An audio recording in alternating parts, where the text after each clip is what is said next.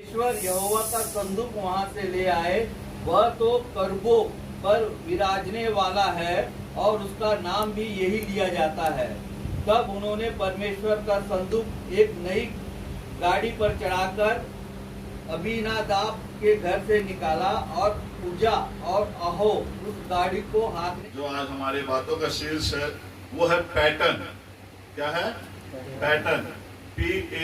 PATTERN, pattern, जिसका हिंदी में जो है उसका अनुवाद नमूना के तौर पर किया गया है, तरीका के तौर पर किया गया है, माप के तौर पर किया गया है, अनुसार के तौर पर किया गया है, समान के तौर पर किया गया है और आकार के तौर पर किया गया है, प्रतिरूप के तौर पर किया गया है। तो इत्यादि बातों के द्वारा जो है हम पैटर्न को जो है हिंदी में समझ सकते हैं और जान सकते हैं कि पैटर्न यानी कि, चलिए हम इन सारी बातों को ना लेते हुए एक को लेते हैं, नमूना। क्या है? पैटर्न यानी कि नमूना, आकार। ठीक है। सो पैटर्न जो है बाइबल में हम 3 जगह पर पढ़ने पाते हैं। पैटर्न जो है कितने जगह पे हम पढ़ने पाते हैं? 3 जगहों पर। निकालिएगा निर्गमन 25 अध्याय उसके 40वें पद को। सावधान रहकर इन सब वस्तुओं को उस नमूने के समान बनवाना जो तुझे इस पर्वत पर दिखाया तो गया यहाँ है। पर क्या हम देख रहे हैं? सावधान रहकर उन सब वस्तुओं को उस नमूने के अनुसार, अकॉर्डिंग टू दैट पैटर्न, उस नमूने के अनुसार बनवाना। तो नमूना यानी कि पैटर्न। एजेकियल की किताब 43 अध्याय पर निकालिएगा। एजेकियल 43 उसका 7 से 12 तक कृपया पढ़िएगा। उसने मुझसे कहा, हे मनुष्य के संतान, हे मनुष्य के संतान, यहोवा की यह वाणी है।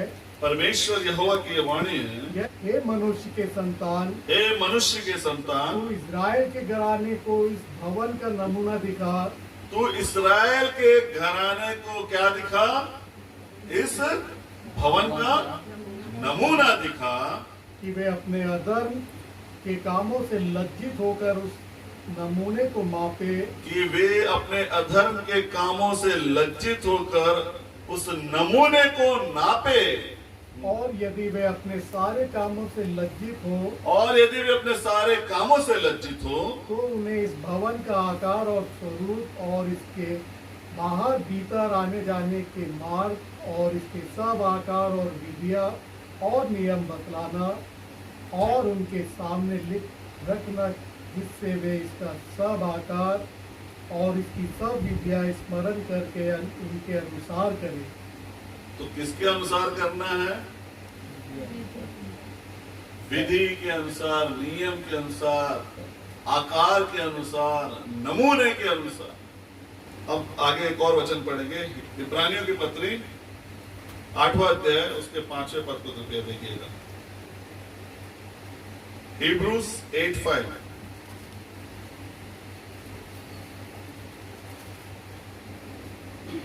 जो स्वर्ग में की वस्तुओं के प्रतिरूप और प्रतिबिंब की सेवा करते हैं, जैसे जब मूसा तंबू बनाने पर था तो उसे यह चेतावनी मिली कि देख, जो नमूना तुझे पहाड़ पर दिखाया गया था उसके अनुसार सब कुछ बनाना। तो कैसे बनाने बोला था? जो नमूना मैंने उस पहाड़ पर तुझे दिखाया था उसके अनुसार क्या बनाने बोला परमेश्वर यहाँ पर? बनाना, सब कुछ बनाना, सब कुछ उस नमूने के अनुसार बनाना जो मैंने उस पहाड़ पर तुझे दिखाया था। सो प्रियो, जो पैटर्न है आज हमारे लिए बहुत जरूरी है कि हम वो हर एक काम जो परमेश्वर ने हमें दिया है हम उसके पैटर्न के अनुसार करें। अगर पैटर्न नहीं होता तो हमारा खाना पीना, उठना बैठना, हमारा रहन सहन कैसा होता? जानवरों जैसा होता। जानवर खाते हैं तो पका के खाते हैं, नमक चक्कर, मिर्ची चक्कर, मसाला डालकर खाते हैं क्या? मगर हम लोग कैसे खाते हैं? अभी मटन बनेगा, अभी अपन आज संडे है, मटन खाएंगे, कैसे खाएंगे? पकाकर नमक मिर्ची मसाला लगाकर खाएंगे ना, स्वादिष्ट बनाकर खाएंगे कि नहीं उसको? तो बनाना क्या हो गया हमारे लिए? पैटर्न हो गया है। अब प्रश्न है, पैटर्न कहां से है? कहां से है? परमेश्वर कौन है? बोलो सब, सर्वव्यापी, सर्वज्ञानी, सर्वशक्तिमान परमेश्वर है। तो पैटर्न परमेश्वर का ज्ञान बनकर हमें मिला हुआ है हम मनुष्यों को, और उस ज्ञान के द्वारा, उस पैटर्न के द्वारा आज हम लोग इस संसार में अपने जीवन को प्रत्येक कर व्यतीत कर रहे हैं। इसका कारण क्या है? वो पैटर्न जो हमें किसके द्वारा मिला हुआ है? परमेश्वर के द्वारा ही मिला हुआ है। और जहां कहीं हम बाइबल पढ़ते हैं वहां हम देखते हैं कि परमेश्वर उनसे कहता है इसके अनुसार करो, डू अकॉर्डिंग टू दिस। तो इसके अनुसार करना यानी कि वहां पर क्या है? पैटर्न है। वहां पर जहाज बनाने के लिए बोला नोआ को, तो उसने जहाज का नमूना दिया कि नहीं? उसकी लंबाई, उसकी चौड़ाई, कितनी खिड़कियां होनी है, वही माप जो है, वही आकार जो है, नूह के लिए क्या ठहरा? पैटर्न ठहरा। और उसने अकॉर्डिंग टू दैट पैटर्न, उस पैटर्न के अनुसार उसने क्या बनाया? एक जहाज को बनाया। सो प्रियो, अब हमने जो पढ़ा पहला इतिहास 13वां अध्याय, यहां पर पैटर्न क्या बन गया है? हम देखेंगे कि यहां पर पैटर्न जो है विधि भी बना हुआ है। क्या बना हुआ है? विधि और नियम भी बना हुआ है। बैलों को हाँकने वाले, संदूक को छूने वाले उज्जा को परमेश्वर ने क्या किया? मार डाला। वाई? क्योंकि इन लोगों ने क्या किया? उस पैटर्न को, उस विधि को, उस नियम का उल्लंघन किया जो उन्हें परमेश्वर के द्वारा दिया गया। ना तो मिलाप वाले तंबू के नजदीक इन्हें जाना है इसराइलियों को, ना उनकी कोई वस्तुओं को छूना है। और ये लोग क्या कर रहे थे? दाऊद इसराइलियों के संग कैसे लेकर आ रहा था? 6वां वचन को पढ़ो। तन मन से गीत गाते और वीणा सारंगी ढप। क्या कर रहे थे? तन मन से गीत गाते और वीणा सारंगी ढप, वीणा सारंगी ढप तुरही बजाते हुए क्या कर रहे थे? झूम रहे थे, नाच रहे थे, गा रहे थे और संदूक को लेकर आ रहे थे। कहां से? बाला से दाऊदपुर अपने नगर लेकर आ रहे थे। तो कीदोन के खलियान के पास बैलों ने ठोकर खाई और बैलों को हाँकने वाले उज्जा ने उसे थाम लिया और परमेश्वर का क्रोध वहां पर उज्जा पर भड़क उठा, क्योंकि ये लोग वो काम कर रहे थे जो काम उन्हें करने की मनाई। इस काम के लिए परमेश्वर ने लेवियों को जो है शुद्ध करके रखा था मूसा के द्वारा, परंतु यहाँ पर लेवी लोग थे क्या? ये कौन लोग थे? इस्राएली लोग। तब क्या किया दाऊद ने? संदूक को छोड़कर दूसरे जगह रखकर क्या किया? वापस अपने नगर में आ गया और आकर चिंतन करने लगा। क्या करने लगा दाऊद?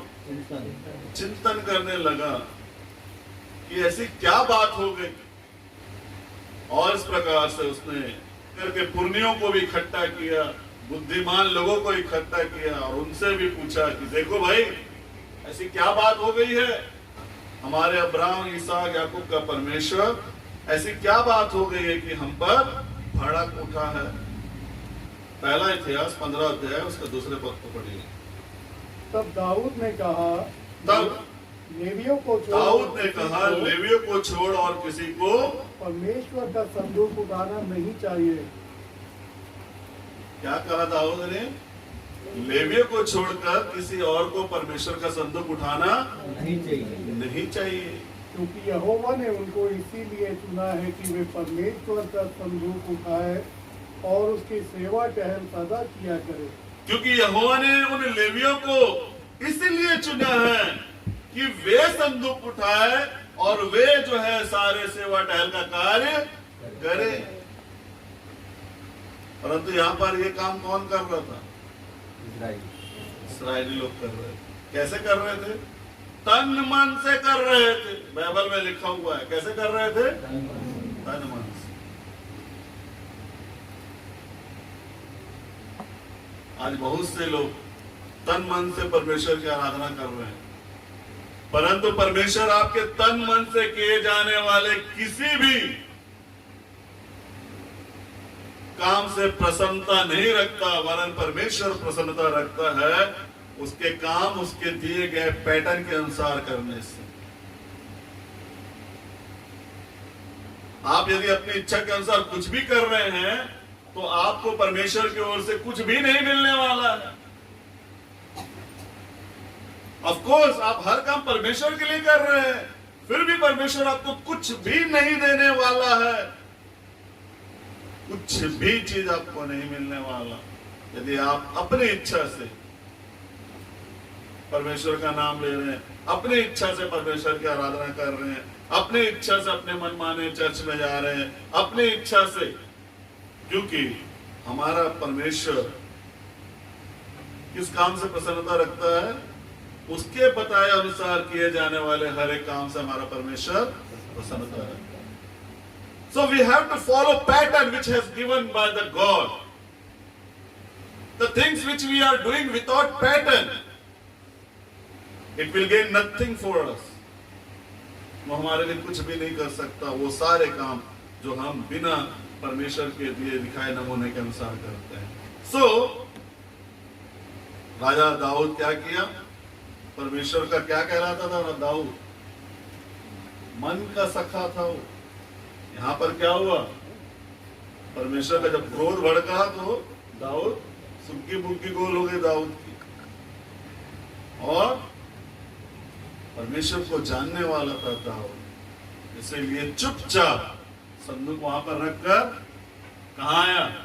अपने नगर में वापस आया और पुरनियों को बुलाकर, विद्वानों को बुलाकर इस बात की उसने खोज की कि आखिर क्या बात हुई कि परमेश्वर हमसे रूठ गया है। तब उन्होंने क्या पाया? तब पुरनियों ने, विद्वानों ने बताया, शास्त्रों को पलट कर देखा और बताया, हे राजा, ये जो काम हम कर रहे थे, आप कर रहे थे, ये विधि अनुसार नहीं था, क्योंकि इन कामों के लिए परमेश्वर ने लेवियों को चुन रखा है। हमें उनका उपयोग करना था, चूंकि हमने उनका उपयोग नहीं किया और स्वयं इन कामों को कर रहे थे, इसलिए परमेश्वर का क्रोध हम पर भड़क उठा। तब दाऊद ने इस बात को जाना, हट नहीं किया। अरे परमेश्वर जिसका मैं मन का सखा हूं, इस प्रकार से उसने जिद नहीं किया, परंतु विधियों का वह उस लेख को उसने माना। और क्या किया उसने? किसको बुलवाया? लेवियों को बुलवाया, इकट्ठा की। पहला अध्याय 15 के 13 पद को पढ़िए। क्योंकि पहली बार तुमने उसको ना उठाया। और लेवियों क्या करा? क्योंकि पहली बार तुमने उसको ना उठाया। किसने? लेवियों ने। इस कारण हमारा परमेश्वर यहोवा हम पर टूट पड़ा। इस कारण हमारा परमेश्वर यहोवा हम पर टूट पड़ा, क्योंकि हम उसकी खोज में नियम के अनुसार ना लगे थे। क्योंकि हम उसकी खोज में नियम के अनुसार, पैटर्न के अनुसार, नमूने के अनुसार, विधि के अनुसार ना लगे थे। जल प्रलय आया था तो ऐसा नहीं है कि वो डूबने वाले लोग, वो मरने वाले लोग, उन्होंने जहाज नहीं बनाया। जब जल प्रलय आया और भी लोगों ने अपनी युक्तियां जाहिर की उस जल प्रलय से बचने के लिए, अपने अपने जहाज उन्होंने निकाला, परंतु उनकी अपनी युक्तियां, उनके अपने जहाज सब क्या हो गए? डूब गए, डूब गए, नाश हो गए। उसी प्रकार आगे जो अग्नि प्रलय हमारे जीवन में आने वाला है, उससे बचने के लिए परमेश्वर ने एक जहाज बनवाया है जिसका नाम मसीह की कलीसिया है। उस भयानक आग से जो भड़का हुआ है इस पूरी दुनिया को, कायनात को खत्म करने के लिए, उससे बचने के लिए परमेश्वर ने आज हमारे लिए क्या ठहराया है? एक कलीसिया को ठहराया है जिसका नाम मसीह की कलीसिया है। और उस दिन, जिस प्रकार से जल प्रलय के दिन पानी के ऊपर एक जहाज दिखाई दे रहा था, नूह का जहाज, उसी प्रकार से उस भयानक आग वाले दिन आसमान में एक कलीसिया दिखाई देगी जिसका नाम है मसीह की कलीसिया। और ये पैटर्न परमेश्वर के द्वारा, ये नमूना, ये कलीसिया, ये विधि, ये नियम परमेश्वर के द्वारा हमारे बचने के लिए हमें मिला हुआ है। और यदि हम इसको फॉलो नहीं करेंगे, इसका अनुसरण नहीं करेंगे, तो हम परमेश्वर को प्रसन्न करने वालों में से नहीं ठहरे। इस्राएली लोग तन मन से परमेश्वर की स्तुति प्रशंसा कर रहे थे, गाना बजा रहे थे, सारंगी, वीणा, ढपली बजा रहे थे, दंदर दंदर दंदर चल रहा था, बड़े खुशी से परमेश्वर की मतलब स्तुति करते हुए वाचा का सन्मुख ला रहे अपने मन से। प्रियो, परमेश्वर मेरे और आपकी मन की सुनने के लिए नहीं है, परंतु हम सब परमेश्वर की मन की सुनने के लिए सृजे गए हैं। इसलिए हम मनुष्य अपना दिमाग परमेश्वर की बातों पर ना लगाएं, क्योंकि परमेश्वर के विचार और हमारे विचार में कितना फर्क है, जमीन और आसमान। हम हैं कौन कि अपने विचारों को शामिल करे? सूखी हुई घास के नाई हमारा जीवन है, पानी के बुलबुलों नाई जैसा जीवन है। टुक टुक कल क्या होगा नहीं, अगले पल क्या होगा, अगली सांस हमारी कैसी होगी, अगली सांस हमें मिलेगी कि नहीं, हमारे लिए ठहरी है कि नहीं, हम नहीं जानते। सुप्रियो, पाप इसमें नहीं है कि आप टीवी देख रहे हैं, पाप इसमें नहीं है कि आप गाना गा रहे हैं। परमेश्वर की आज्ञाओं का उल्लंघन करना ही पाप है। ना कि पाप इसमें है कि कोई जींस पहन के घूम रही है, कि छोटे कपड़े पहने हैं, बड़े कपड़े पहने हैं, घूंघट में है, घूंघट में नहीं है। ये पाप नहीं है, ये दुनियादारी है। और इस दुनियादारी की बातों से हमें कुछ भी फायदा नहीं, नुकसान ही होगा, फायदा नहीं। किसी को घूंघट में देखकर किसी को बिना घूंघट के देख के आप न्याय नहीं कर सकते। मेरे विरुद्ध में किए गए हर एक पाप तुम्हारे क्षमा किए जाएंगे। मेरे पिता परमेश्वर के विरुद्ध में किए गए हर एक पाप तुम्हारे क्षमा किए जाएंगे। परंतु तुम जो पवित्र आत्मा के विरुद्ध में पाप करते हो, उस पाप की क्षमा ना तो इस लोक में, ना उस लोक में, ना किसी लोक में तुम्हें मिले। क्या है वो पवित्र आत्मा के विरुद्ध में किए जाने वाला पाप?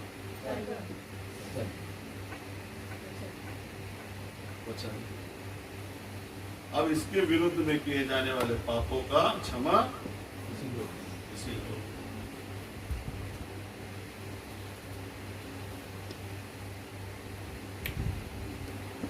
परमेश्वर आपको इन बातों के भेद को, गहराई को समझने के लिए आशीष प्रदान करे। ये बातें किसी के दिल तोड़ने के लिए नहीं है, ये बातें किसी को छोटा और बड़ा दिखाने के लिए नहीं है, ये बातें हम सब के जीवन में लागू करने के लिए